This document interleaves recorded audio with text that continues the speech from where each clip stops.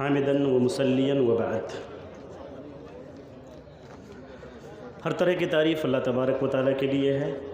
بے شمار درود و سلام ہو جناب محمد رسول اللہ صلی اللہ علیہ وسلم پر جو آخری نبی ہیں۔ اس نبی کے تعلق سے بہت زیادہ آپ نے اور ہم نے سنا ہے، اور ممکن ہے کہ ابھی آپ اور بھی سنیں گے اس جلسے میں اور بہت سارے جلسوں میں۔ بہت ساری اچھی خبریں بھی آتی ہیں، لیکن ابھی پچھلے ایک ہفتہ سے 10 دن سے 15 دن سے ایک افسوسناک خبر جو سوشل میڈیا پر چل رہی ہے، جو آپ اور ہم دیکھ رہے ہیں، سن رہے ہیں، وہ یہ ہے کہ وسیم رضوی قبہ اللہ نے جناب محمد رسول اللہ صلی اللہ علیہ وسلم کی لائف پر ایک کتاب لکھی ہے، ان کی زندگی پر ایک کتاب لکھی ہے، اور جس کے ذریعہ اس نے یہ میسیج دینے کی کوشش کی ہے کہ جناب محمد رسول اللہ صلی اللہ علیہ وسلم وہ اس لائق نہیں ہیں کہ ان کی پیروی کی جائے۔ ان کا لایا ہوا دین ایسا نہیں ہے جس کو مانا جائے۔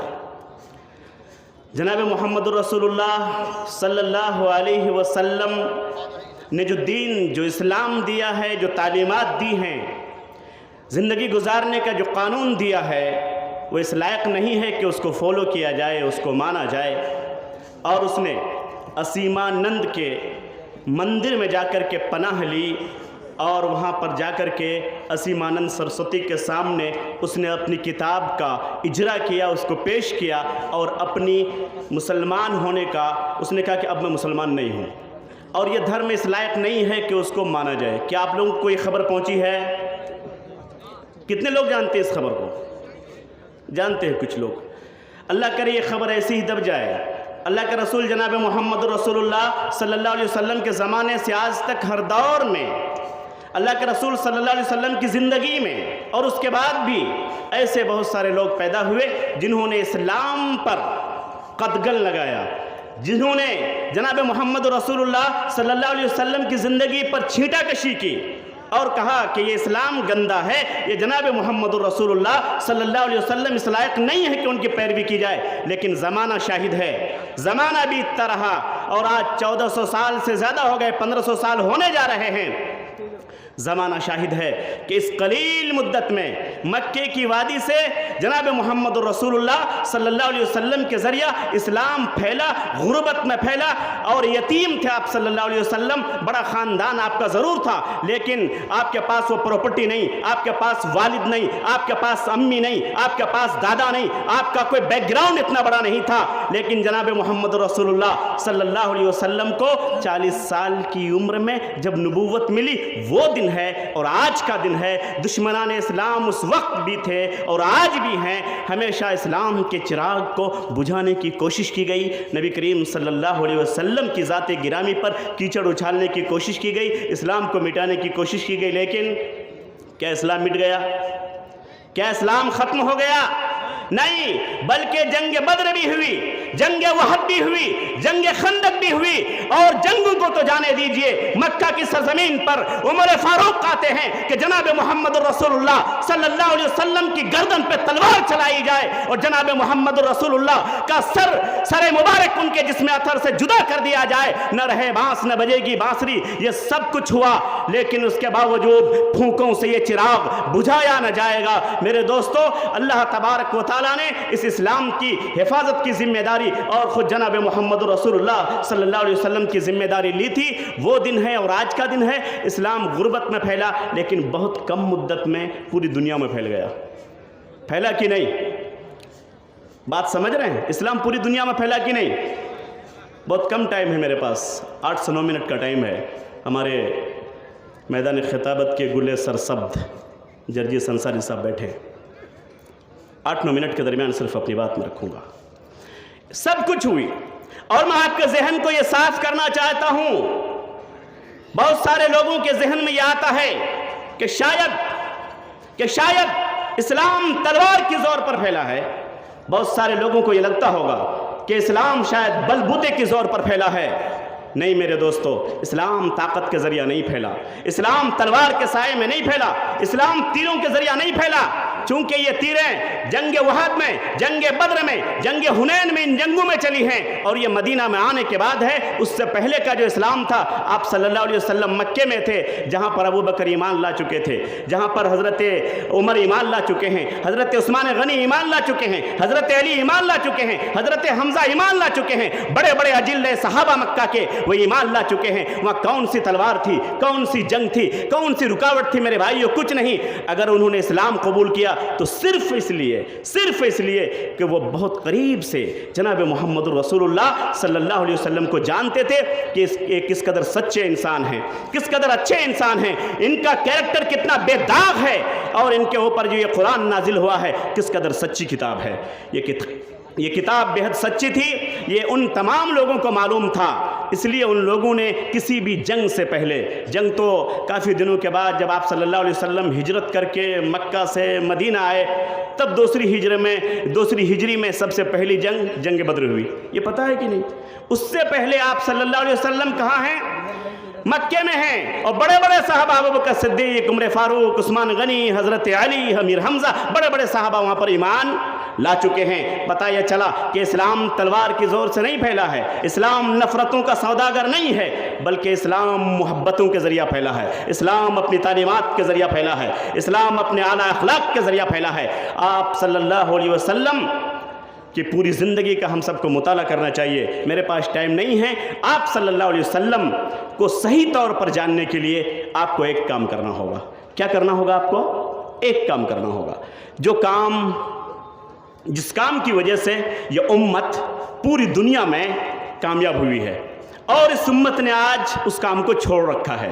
یہی سبب ہے کہ آپ صلی اللہ علیہ وسلم کو ماننے والے بھی اور نہ ماننے والے بھی آپ صلی اللہ علیہ وسلم کی زندگی کا صحیح سے مطالعہ نہیں کر پاتے ہیں۔ اگر وسیم رضوی صحیح معنی میں جناب محمد رسول اللہ صلی اللہ علیہ وسلم کی زندگی کا مطالعہ کیا ہوتا تو ان کو پتہ چلتا کہ آپ صلی اللہ علیہ وسلم کی زندگی کیا تھی۔ اور میں آپ کو بتاتا ہوں، اور اگر میری بات غلط ہو تو جوتے کی نوک پر ٹھکرا دینا، لیکن آج دور سوشل میڈیا کا ہے دوستو۔ آپ یوٹیوب میں جائیے، جا کے دیکھیے، آپ گوگل سرچ کیجئے، جا کے دیکھیے، علماء سے پوچھئے کہ اگر یہ اسلام کی خوبی نہیں تھی، اگر یہ جناب محمد رسول اللہ صلی اللہ علیہ وسلم کی سچائی نہیں تھی، تو محمد لکل جیسا انسان جو اسلام کا دشمن تھا کیسے اسلام قبول کرتا ہے؟ اگر یہ اسلام کی سچائی نہیں ہے تو ممتا کلکرنی جو فلم انڈسٹری میں، جو بالی ووڈ میں بمبئی کے سرزمین پر تھرکتی ہے، ناچتی ہے، اور اپنے فلموں سے، اداکاریوں سے پورے ہندوستان نہیں بلکہ بر صغیر میں اور فلم دیکھنے والوں کے سینوں پر راج کرتی ہے، اس کے دماغ پر راج کرتی ہے۔ لیکن جب قرآن کا مطالعہ کرتی ہے، جب جناب محمد رسول اللہ صلی اللہ علیہ وسلم کی زندگی کا مطالعہ کرتی ہے تو کہتی ہے اشہد ان لا الہ الا اللہ و اشہد ان محمد رسول اللہ۔ میرے بھائیو، جس نے بھی جناب محمد رسول اللہ صلی اللہ علیہ وسلم کی زندگی کا مطالعہ کیا ہے وہ آپ صلی اللہ علیہ وسلم سے بے انتہا محبت کرتا ہے، اور اگر مسلمان ہو کر بھی جس نے جناب محمد رسول اللہ صلی اللہ علیہ وسلم کی صحیح سے زندگی کا مطالعہ نہیں کیا تو اس کے دل میں جناب محمد رسول اللہ صلی اللہ علیہ وسلم کی محبت آ ہی نہیں سکتی ہے۔ جیسا کہ جس کی زندہ مثال وسیم رضوی ہے کہ اس نے نبی کریم صلی اللہ علیہ وسلم کی زندگی کو صحیح سے پڑھا نہیں، صحیح سے سنا نہیں، تو نبی سے ان کو نفرت ہو گئی۔ آپ نفرت کرنا چاہتے ہیں یا محبت کرنا چاہتے ہیں؟ بولیے، آپ کیا کرنا چاہتے ہیں؟ میں بہت ٹھہر کر کے بول رہا ہوں۔ نفرت کرنا چاہتے ہیں نبی سے یا محبت کرنا چاہتے ہیں؟ ہاتھ اٹھا کے بولیے، کیا کرنا چاہتے ہیں آپ؟ اگر محبت کرنا چاہتے ہیں تو صحیح معنی میں آپ تمام لوگوں کو جناب محمد رسول اللہ صلی اللہ علیہ وسلم کی زندگی کا مطالعہ کرنا ہوگا۔ کم از کم یوٹیوب میں جا کے ان تقریروں کو سننا ہوگا آپ کو کہ آپ صلی اللہ علیہ وسلم کی زندگی کیسی تھی، آپ کے اخلاق کیسے تھے، آپ کیسے انسان تھے، قرآن کیا کہتا ہے، اللہ کی عظمت کیا ہے، توحید کی عظمت کیا ہے۔ ان چیزوں کو آپ پڑھیے، یقیناً اسلام سے محبت ہوگی۔ اور اس سے ایک بڑا کام جو نبی کریم صلی اللہ علیہ وسلم نے دیا تھا اور ہم لوگوں نے بھلا دیا، وہ یہ ہے، یہ جو قرآن ہے نا، یہ قرآن، یہ کون سی کتاب ہے؟ یہ قرآن۔ سب سے پہلی سورت کون سی ہے؟ سب سے پہلی سورت سورۃ الفاتحہ ہے، جو واقعی اس میں آپ شروع میں کھولیں گے تو سورۃ الفاتحہ آپ کو یہ سورت نظر آئے گی، یہ سورت نظر آئے گی، لیکن نازل ہونے کے اعتبار سے یہ سورت پہلی سورت نہیں ہے۔ سب سے پہلی سورت کون سی ہے؟ بولیے، سورۃ अलग कहाँ है वो? 30वें पारे में है। 30वें पारे में जो सबसे पहली सूरत है उसका सबसे पहला जो लफ्ज़ है, यहाँ आप उठा के देखिए, सबसे आखिर में लिखा है इक़रा बिस्म रब्बिक, इक़रा बिस्म रब्बिक, पढ़िए अपने परवरदिगार के नाम से। मेरे दोस्तों, इस्लाम जब आया, तौहीद लेकर आया, लेकिन सबसे पहला हुक्म किसका दिया है? पढ़ने का। आज आप और हमने अपने बच्चों को पैसा कमाने की मशीन समझ रखा है। क्या समझ रखा है?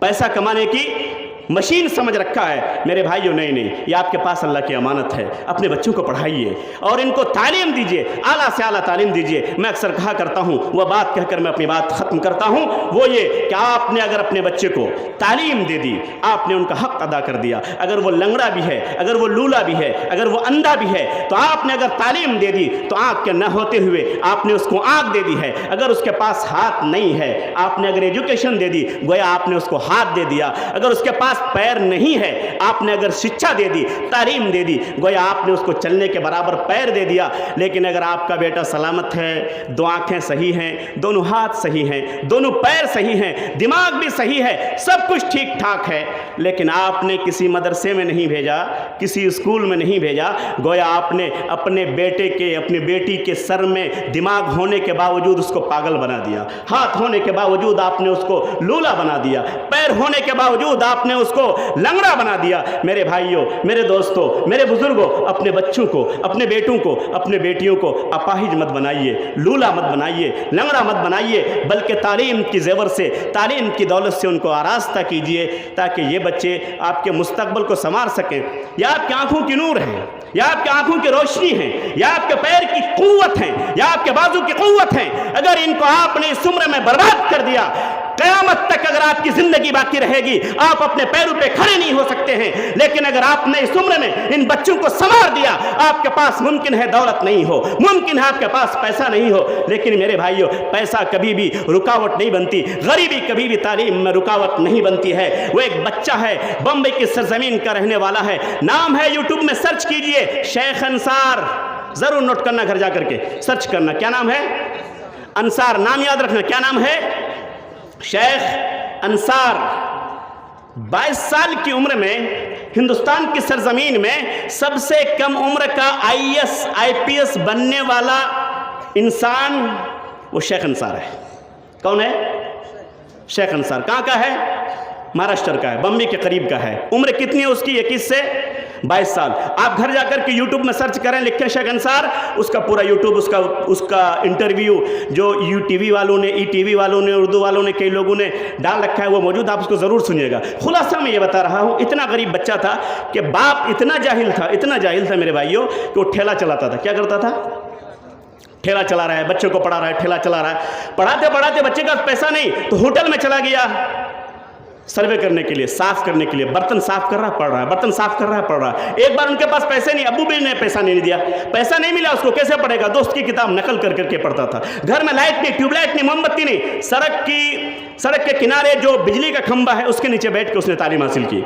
फिर एक वक्त वो आया कि उसने एग्जामिनेशन में ख़ुद को शामिल किया, एग्ज़ाम दिया, और जिस दिन एग्ज़ाम देने जा रहा था उस दिन भी उसके घर में खाना नहीं था, और जिस दिन रिज़ल्ट आया उस दिन भी उसके घर में खाना नहीं था। एक आदमी ने कहा, दोस्त ने कहा कि भाई रिजल्ट आ गया, ज़रा देख लो, रिजल्ट आ गया है, ज़रा देख लो। जब देखा तो कहा कि तुम्हारी पहली पोजीशन है, चलो आज पार्टी दे दो।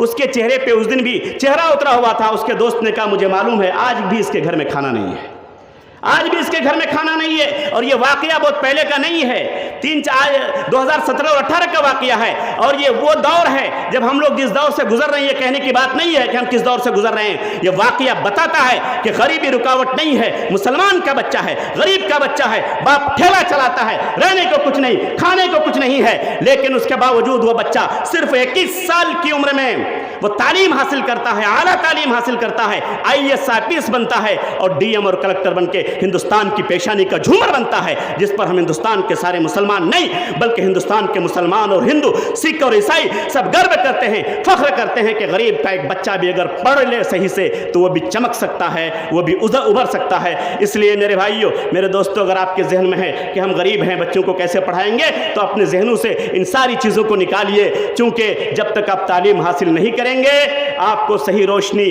نہیں مل سکتی ہے، چونکہ یہ جو جہالت ہے، یہ اندھیرا جو ہے، یہ آپ کی راہ کے رکاوٹ ہے، راہ میں رکاوٹ ہے، اور یہ رکاوٹ اگر آپ کی راہ میں ایک پتھر بن کے ہے تو آپ ٹھوکر کھائیں گے، آپ ٹھوکر کھائیں گے۔ اس لیے کسی نے کہا ہے کہ وہ ایک پتھر ہے میری راہ کا، یہ جو جہالت ہے نہیں پڑھنا، یہ ایک پتھر ہے میری راہ کا، گر نہ ٹھکراؤں تو ٹھوکر کھاؤں کیا؟ اگر یہ پتھر میرے گلی میں رہ جائے گا میں بھی ٹھوکر کھا سکتا ہوں، یہ پتھر رہے گا میرے بچے بھی ٹھوکر کھا سکتے ہیں، یہ پتھر رہے گا میری بیوی بھی ٹھوکر کھا سکتی ہے، گھر والے بھی ٹھوکر کھا سکتے ہیں، سماج کے لوگ بھی ٹھوکر کھا سکتے ہیں۔ اس لیے اس جہالت کو، اس ان پڑھ کو، اس کو آپ ایک پتھر تسلیم کیجئے، اپنی گلی میں، اپنی راہ میں، اپنے راستے میں ایک پتھر مانیے اور عہد کیجئے کہ ایک پتھر ہے میری راہ کا، گر نہ ٹھکراؤں تو ٹھوکر کھاؤں کا۔ آئیے عہد کیجئے کہ ہم جہالت کو ٹھوکر ماریں گے اور ہم اچھے میں جئیں، برے میں جئیں، حالات ہمارے جو بھی رہیں، ہم ایک وقت نہیں کھائیں گے لیکن بچوں کو اعلیٰ تعلیم ضرور دلائیں گے۔ وَأَقُولُ قَوْلِي هَذَا وَاسْتَغْفِرُ اللَّهَ لِي وَلَكُمْ وَلِسَائِرِ الْمُسْلِمِينَ وَآخِرُ دَعْوَانَا أَنِ الْحَمْدُ لِلَّهِ رَبِّ الْعَالَمِينَ۔ چونکہ ٹائم کم تھا، جذبات میں بہت ساری باتیں ہم نے کہی ہیں، اور اگر ٹائم میں نے زیادہ لے لیا ہے تو معذرت خواہ ہوں۔ السلام علیکم ورحمۃ اللہ وبرکاتہ۔